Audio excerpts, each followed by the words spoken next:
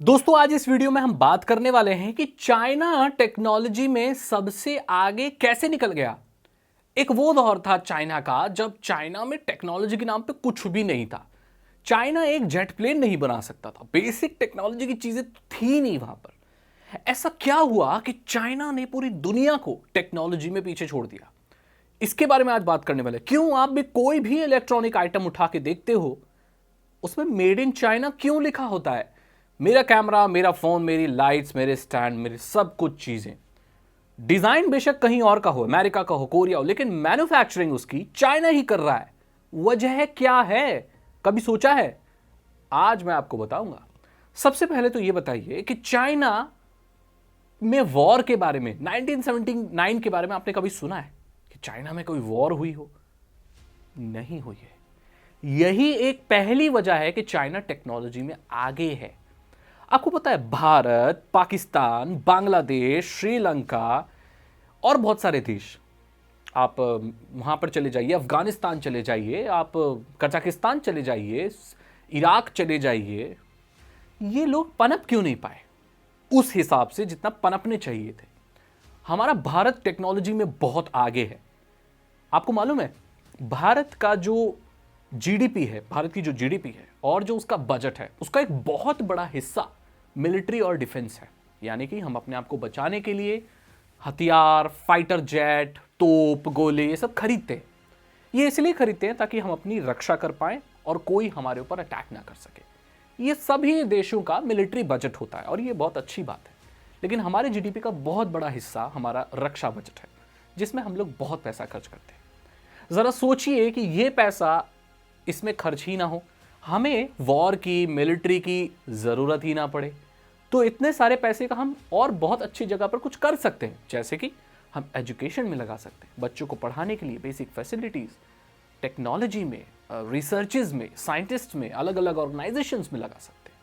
China कुछ ऐसे ही कर रहा है। चाइना क्या करता है कि डिफेंस में तो करता ही है, लेकिन बहुत सारी फंडिंग वो टेक्नोलॉजी और आपका रिसर्चेज और इन सारी चीज़ों में देता है। क्योंकि वॉर के वहाँ पर सीन ज़्यादा है नहीं, वो मिलिट्री है उनकी है, लेकिन वो बहुत एक बड़ा हिस्सा भी उसमें लगाता है।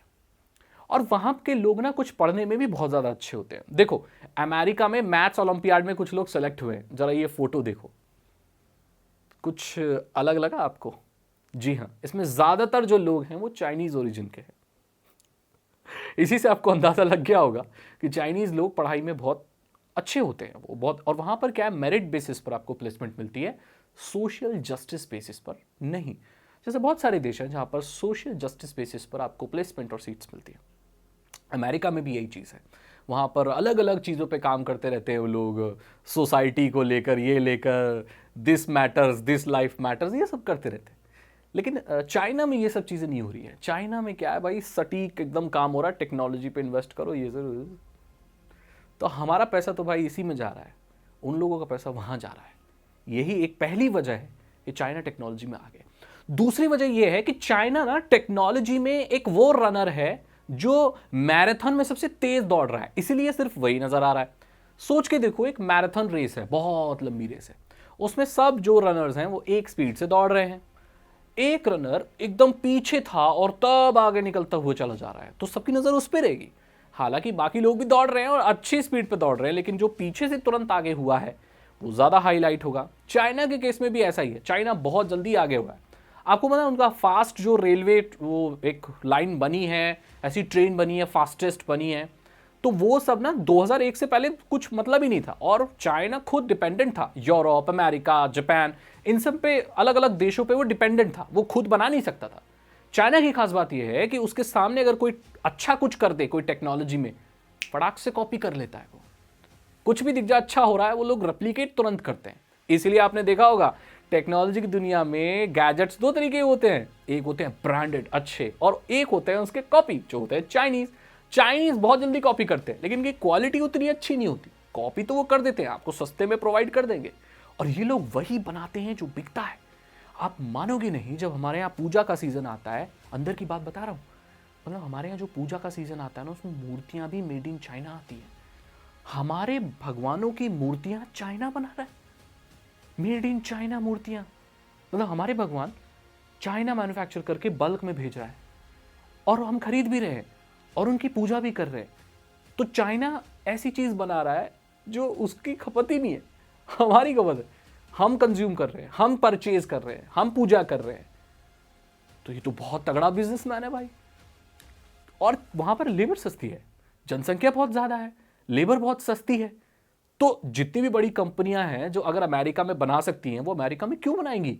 वहां पर यार एक एक वर्कर हजारों हजारों डॉलर ले जाता है, और यहां पर तो कुछ ही रुपए में काम हो जाएगा। चाइना में सस्ती लेबर है, लैंड बहुत ज्यादा है, सस्ती लेबर है, तो लोग अपने अमेरिका के प्रोडक्ट को भी चाइना में मैन्युफैक्चर करना चाहते हैं। अब तो भारत में भी करना चाहते हैं, बहुत आईफोन की फैक्ट्री, सैमसंग की फैक्ट्री नोएडा में है, ये सब हो रहा है। लेकिन चाइना में ये चीजें बहुत पहले से चल रही है। हालांकि उनको काफी क्षति पहुंची है आफ्टर कोविड, लेकिन फिर भी ज्यादातर कंपनियां वहीं पे मैन्युफैक्चर करना चाहती है और वहां से डिस्ट्रीब्यूट भी करना चाहती हैं। ये भी एक वजह है कि वहां पर मैन्युफैक्चरिंग होने से वहां के लोग इतने स्किल्ड हो जाते हैं कि वो फिर अपनी कंपनियां खोल लेते हैं। ऐसे बहुत सारे लोग हैं, अंदर की बात बता रहा हूं, जो पहले अमेरिकी टेक्नोलॉजी कंपनी में काम करते थे, जो चाइनीज ओरिजिन के हैं, जिन्होंने वहां पर जॉब छोड़कर अपनी कंट्री चाइना मेनलैंड चले गए, वहां पर अपनी एक नई कंपनी शुरू की, और जिस कंपनी में वो पहले काम किया करते थे उससे बेटर प्रोडक्ट बनाने लगे। इससे क्या हो गया कि भाई उनका ब्रांड आगे बढ़ गया। जो शाओमी वगैरह है, इन सबको चाइना का आईफोन भी कहा जाता है। और मैं आपको बताऊं, चाइना में आईफोन बहुत इस्तेमाल होता है। आप ये सोच रहे होंगे कि चाइना में चाइनीज प्रोडक्ट ही ज्यादा इस्तेमाल होते हैं, ये गलतफहमी है आपकी। चाइना में ज्यादातर जो प्रोडक्ट हैं वो जर्मनी के, इटली के, ये सारे प्रोडक्ट बहुतायत में इस्तेमाल होते हैं।